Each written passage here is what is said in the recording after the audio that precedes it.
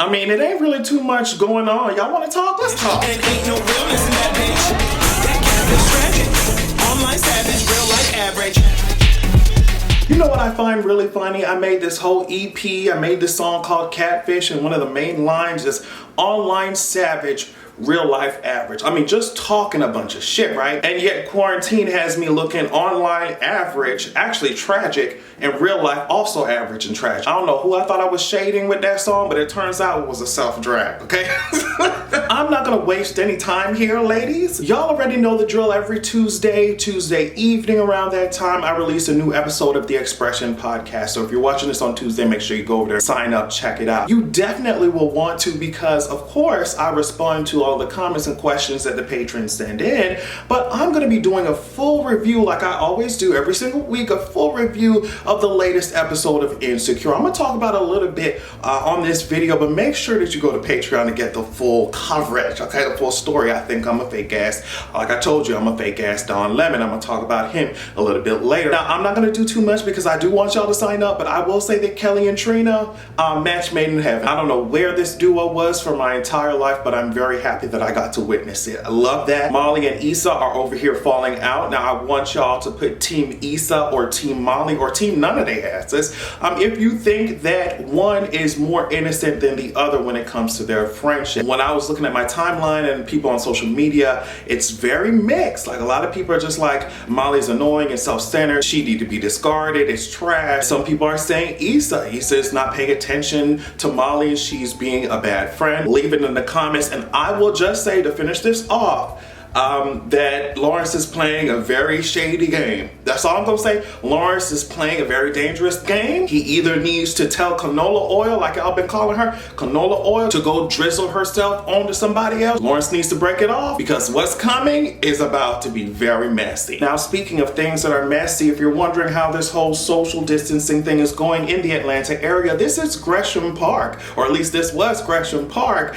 It's kind of in the Decatur area, I think. So, you know, that's just an update. I also saw that a couple of girls were out at Piedmont Park, and I'm wondering, I mean, and it's more than a couple, because if it was just a couple, I'd be like, okay, these niggas were gathered around. I'm talking about prayer circle type of teas, and I guess that's why I almost had a panic attack when I looked at it. They were gathered around. It seemed like they were about to do a flash mob, like a flash dance or something, coordinated choreography or something. It was just too many people. I seen people all over the place at Piedmont Park as well, and now I'm wondering what's gonna happen from here on out, because at this point, I do not have any hope that we're going to be finished with this in 2020. So yeah, if you were wondering what's going on with that, if you thought that the people here were just like, yeah, we're gonna hunker down, we're gonna listen, that's not happening. Miss COVID is out here, she's on the dance floor. That's what's happening with Miss COVID. I don't know if the girls thought that, you know, people here were going to make it more difficult for COVID to get around, but it seems like Miss Rona has booked with Expedia.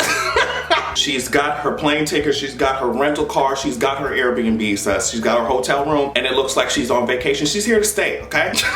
I hate it here. I hate it here, sus. All my Hive members gather around. Now, I don't know who Jaquel Knight was talking to.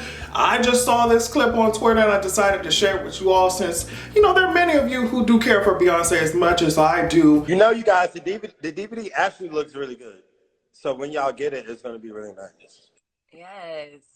Listen to him talking apparently about the Formation World Tour DVD. Now, of course, this could be one gigantic troll, because Beyonce don't really usually let people, she doesn't really release the chokehold of the NDA from people's necks when she's working on something or about to release something. So I don't know. It could be one big troll. I'm just not understanding. Can we get Beyonce in here? Can someone pass this message on to Beyonce? I'm not understanding why she's holding on to, like, you already have my wig and stuff. Why are you holding on to this DVD like it's also my wig? Give it up, girl. Hand it over. And don't you have deal signed with Netflix? Can't you just wake up and decide one day you want to talk to ABC? If you don't give us a damn Formation World Tour, girl, I'm so sick of her.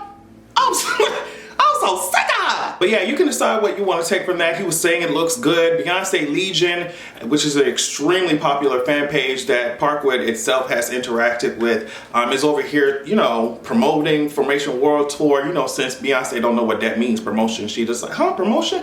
She's talking about putting words in the dictionary, but when she herself looked in the dictionary for the word promotion, I mean, every other word was in there, but that whole word, that definition for promotion, it was just stripped away. It was blank. I guess that's why she didn't learn it. No, but B Legion has been posting a lot about it, so let me know if you're excited to see something like that, or if you're just like, girl, that tour was so long ago, I'm not really pressed to see it. I don't know, my standing ass, I want to see anything she puts out, so. By the way, Beyonce, along with many other people, also wished Lizzo a happy birthday, and I hope that she does have an extremely happy birthday after all these conversations and debates and think pieces and roast tweets written about her and her damn body. Like, I hope that she can just have one day where she can sit her ass down and not have to worry about none of y'all. Like, I really do. Happy birthday, Lizzo. Please continue to be the amazing, beautiful, talented goddess that your ass actually is. And can you believe that sis is 32 years old? To me, she definitely looks younger than that, and I guess that's what happens when you, I don't know, mind your business and be the peaceful bad bitch that you were always born to be. I guess that's what, you know, happens. So yeah, let's talk about the other H-Town hottie, Megan Thee Stallion. She put up this on her Instagram story. What's up, hotties? It's Megan Thee Stallion, aka the Hot Girl Coach, and right now I'm reaching out to all my hotties that are alone right now, can't see their family and friends while they're battling cancer. I want to host a virtual hangout for all y'all, and I want y'all to tell me why you say F Cancer. Yeah, so she's teaming up with F Cancer, and I guess you have to apply. You have to go to her Instagram story, swipe up, apply, and out of all those who apply, 8 people will be chosen for chosen at random for a Zoom meeting with her. You know, you've been battling cancer, so I thought that was really cool. Every time I look around, Megan's always doing some really cool shit, so I don't know, I love to see that, especially while, of course, this whole pandemic is going on, but it's awesome that she still chose a demographic like that to center on and to hopefully cheer up and to bring attention to, so we love that. So you know how I'm always joking about the fact that I need to be removed, I need to be extracted from this planet. Well, maybe that can happen pretty soon. I'm just kidding. But apparently, the Pentagon has officially declassified those videos that leaked from the Navy of them seeing what they've called unidentified aerial phenomena, or, you know, in layman's terms, UFOs. Now, when I first saw news of this, I was like, you know what? We've seen these videos before. For the government to be over here talking about, oh, we're officially declassifying and we're confirming that it's unidentified aerial phenomena. I was like, for them to be talking about some videos we already seen, I was like, maybe something really terrible. Maybe they're about to announce something really crazy and they hope this UFO thing can distract us. I don't know why they chose after all these years to do it right now. We dealing with so much, you want to drop this news on us? I mean, we already saw the videos, but it's like, unless you could connect it to, did these flying saucers drop the coronavirus down into somebody's home? Is this punishment for being the most trash planet in the solar system? I don't know, but this is coming from a statement from the Department of Defense. They said the Department of Defense has authorized the release of 3 unclassified Navy videos, one taken in November 2004 and the other 2 in January 2015, which have been circulating in the public domain after unauthorized releases in 2007 and 2017. So thanks for confirming. I don't know what else to say, girl. We can still see the coronavirus cases rising. I don't know if you thought that we just, oh, can't see coronavirus now, UFOs. We can still see what your president doing to us. And speaking of y'all's president, this was a tweet that he deleted. He sent it on April 26th. I'm not gonna read everything, but I'm just gonna read one part of it. When will all of the reporters who receive their Nobel, just keep it, their Nobel prizes for their work on Russia, only to have been proven totally wrong, and in fact it was the other side who committed the crimes, be turning back their cherished Nobels so they can be given to the real reporters and journalists who got it right, blah, blah, blah, more bullshit. Just really wanted to point out the fact that, as Don Lemon did, I'm about to show you what he said. Usually journalists get Pulitzer Prizes. That's the first thing. The second thing is that's not how you spell Nobel, okay? That's not, sweetheart, please, that's not how you spell Nobel sauce. And then he ended it with, when will the Nobel Committee act? As if the Nobel Committee is in charge for giving these Nobel Prizes out to journalists. He's just so stupid. I like the way that Don Lemon put it here. Doesn't even know the difference between Nobel and Nobel. And reporters don't really get Nobel Prizes. Stable genius.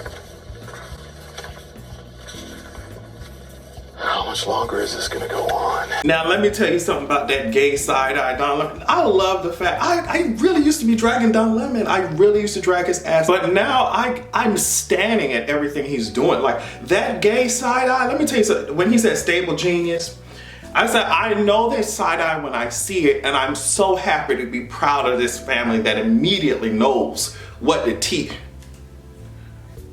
You know what I mean? There's no more, he didn't have to say shit. He didn't have to say shit else.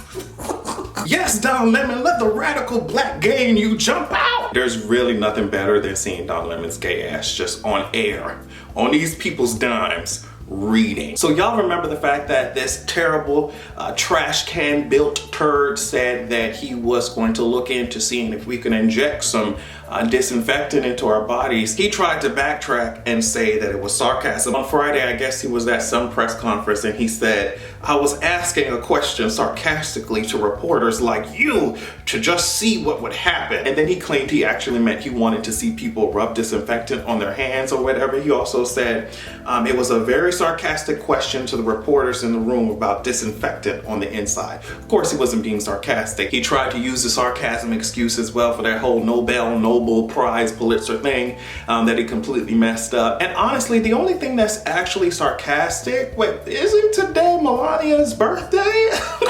The only thing that would actually be sarcastic would be Melania asking you for anything other than a damn divorce for her birthday. Be best. And we're gonna end this video on Diamond and Silk. Since it does not pay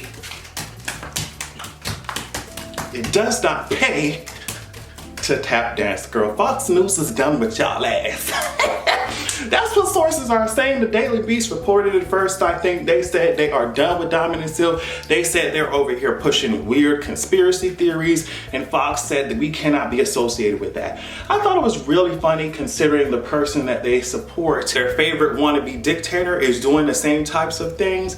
But we all know who is more expendable. We all know who serves as their doormat. We all know who serves as their easily replaceable token when push comes to shove, and maybe they want to distance themselves from certain narratives or whatever. But Diamond and Silk, they renamed y'all dusty tap dancing asses. They renamed y'all gravel and window mesh and told y'all to get off their network. On that note, make sure you're checking out patreon.com/AdrianExpression. Like I said, new podcast episode coming up on Tuesday. I love you all so much, and make sure that you have a good goddamn evening.